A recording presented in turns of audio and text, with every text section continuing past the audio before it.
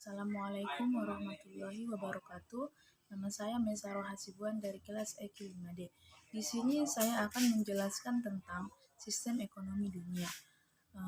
Yang mana sistem ekonomi adalah sebuah cara mengatur semua kegiatan ekonomi dan sumber daya di masyarakat, baik oleh pihak pemerintah maupun swasta, dengan berpedoman pada prinsip tertentu demi tercapainya kesejahteraan. Terdapat beberapa jenis sistem ekonomi yang sudah dikenal luas di dunia dan dipakai oleh negara-negara tertentu, yaitu ada sistem ekonomi kapitalis, sistem ekonomi komunis, sistem ekonomi negara sejahtera, dan sistem ekonomi Islam. Sistem ekonomi kapitalis yaitu sistem ekonomi berdasarkan kebebasan seluas-luasnya bagi seluruh masyarakat dalam kegiatan perekonomian tanpa adanya campur tangan dari pemerintah. Landasan dari sistem perekonomian ini bertujuan secara umum untuk mencari keuntungan pribadi tanpa adanya pihak lain yang perlu dipertimbangkan. Kelebihan dari sistem ekonomi kapitalis ini yaitu yang pertama, setiap perorangan atau perusahaan memiliki kebebasan dan mempunyai hak untuk memiliki kekayaan dan sumber daya produksi pribadi atau tidak dibatasi. Yang kedua, inisiatif dan kreativitas dapat dikembangkan. Yang ketiga, tindakan selalu berdasar pada prinsip ekonomi sehingga efisiensi dan efektivitas tinggi. Yang keempat, kebebasan dalam memproduksikan produk atau jasa menyebabkan persaingan antar produsen untuk menghasilkan barang yang bermutu.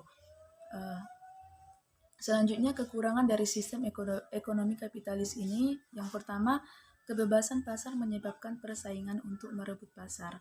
Hal ini menimbulkan terbentuknya monopoli, polusi usaha, dan konglomerasi sehingga mengancam pengusaha yang lemah. Yang kedua, yaitu mendorong semakin terlihatnya kesenjangan antara golongan ekonomi kuat dan golongan ekonomi yang lemah. Yang ketiga, perekonomian mudah menghadapi ketidakstabilan. Selanjutnya yaitu sistem ekonomi komunis, yaitu sistem ekonomi komunis, yaitu sistem ekonomi yang semua unsur perekonomiannya itu diatur dan disediakan oleh negara. Dalam sistem ini, semua masyarakat tidak diperbolehkan untuk mempunyai kekayaan pribadi. Bisa dikatakan sistem komunis ini adalah sistem yang mengatur nasib seseorang atau masyarakat. Kelebihan dari sistem ekonomi komunis yang pertama, disediakan kebutuhan pokok. Semua warga negara sudah terjalin kebutuhan pokoknya, termasuk sandang pangan dan fasilitas kesehatan serta kebutuhan lainnya. Yang kedua, setiap individu mendapatkan pekerjaan.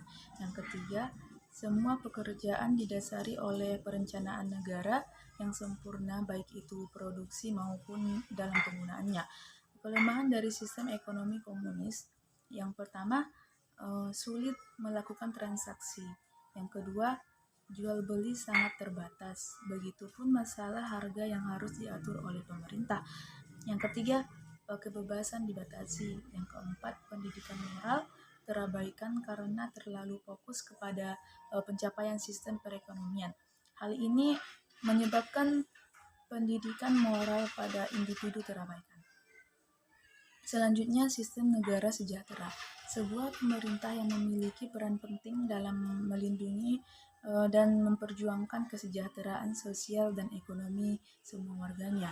Dalam menjalankan sistemnya, negara sejahtera mencoba untuk menerapkan kebaikan-kebaikan yang dikandung oleh sistem kapitalisme dan sosialisme, serta mencoba menghilangkan keburukan-keburukan yang dikandung oleh sistem tersebut. Selanjutnya yaitu sistem ekonomi Islam.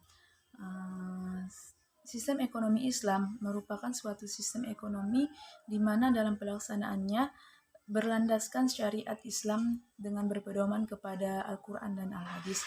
Dalam ekonomi Islam mengatur berbagai kegiatan perekonomian seperti jual beli, simpan pinjam, investasi, dan berbagai kegiatan ekonomi lainnya.